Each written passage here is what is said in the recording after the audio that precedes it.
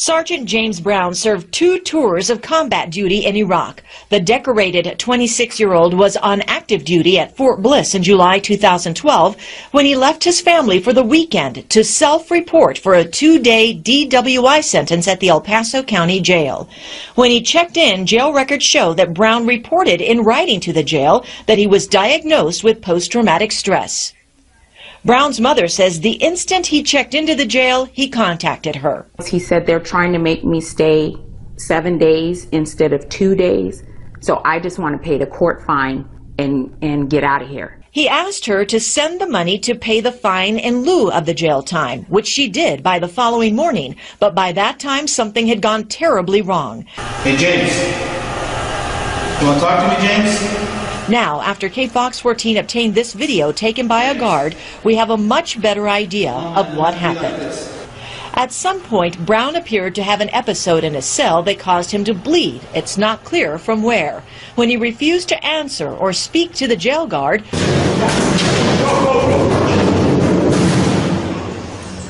a team of guards in riot gear was brought in to storm his cell. Brown appears to show little to no resistance from this perspective, and in fact at no point appears to resist. Within seconds, Brown begins frantically telling the guards he cannot breathe. Then this. From beginning to the end of this recording, Brown would state that he could not breathe, at first frantically, then in what appears to be physical distress, and finally as he begins to collapse and can no longer hold himself up. As he is taken to the infirmary, Brown collapses and is hoisted up off the ground into the air and carried. During the time of this recording, Brown states at least 20 times that he cannot breathe. He is given 2 injections of lorazepam, which is a sedative. Dude, please take it off! Take it off! Take it off! Please take the mask off! I cannot breathe! Brown also begs for water. Please have water. You gonna calm down? Yes, sir.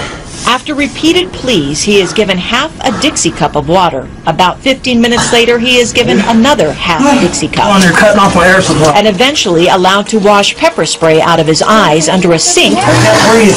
after which he collapses on the floor. Brown is dragged to a wheelchair. From here, Brown's physical condition appears to deteriorate even more, and he is left nude in a cell where he shows shallow breathing and is no longer blinking or being responsive. Brown appears to no longer be capable of pleading for anything. Attorneys say at no time was an ambulance or 911 called for help. I pray that new laws protecting soldiers in custody will be implemented, that the military adopt new policy procedures in regards to their soldiers being held in custody by an outside agency. If these changes can be made and our soldiers are protected and another family never has to experience what my family has, then my son's death would not be in vain. Brown's mother sent us this statement today. Brown's mother turned to KFOX 14 and says she wants Americans to see this video and see exactly what happened to her son in El Paso County. Brown was eventually placed on a gurney and wheeled out of the jail to be taken to University Medical Center, where he was officially pronounced dead, something the family's attorneys Jason Bowles and B.J. Crow insist showed a gross violation of Brown's constitutional rights. When a 26-year-old active military person checks into jail for a court-imposed sentence on a Friday and he leaves Sunday, in a casket, something went horribly wrong there.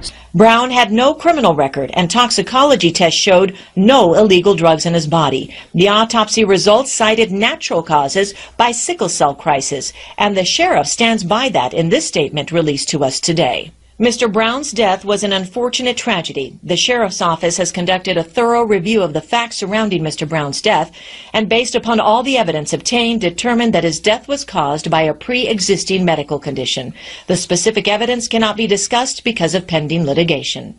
Medical studies show sickle cell crisis lies dormant until it is triggered by dehydration and stress. His attorneys say apparently more stress than can be triggered by coming under fire in combat twice, which Brown did. His family says Brown showed no history of ever having a sickle cell crisis incident in his life and is convinced the medical episode was triggered by his treatment in the jail. He was bleeding out the ears, the nose, the mouth, his kidneys shut down, his blood pressure dropped to a very dangerous level, and his liver shut down.